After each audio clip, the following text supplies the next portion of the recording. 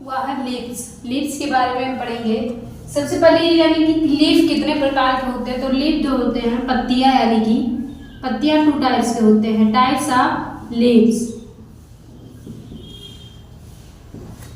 यानी कि पत्तियों के प्रकार। तो ये 2 टाइप्स के होते हैं। नंबर 1 होता है सिंपल लीफ और दूसरा होता है कंपाउंड लीफ।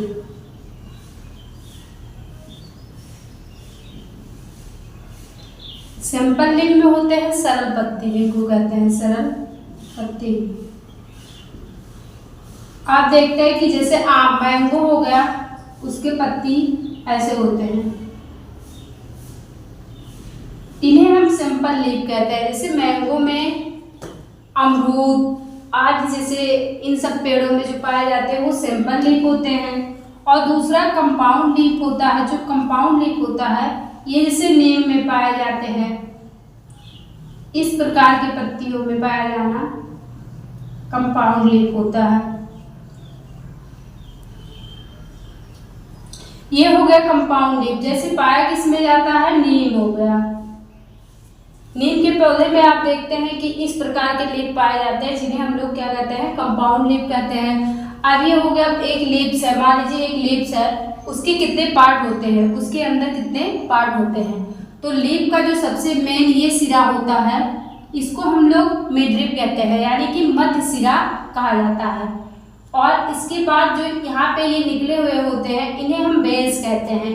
ये जो बेन्स होते हैं ये 2 प्रकार के होते हैं, यानी कि वेनेशन जो होता है, शिरा विन्यास जिसे कहते हैं,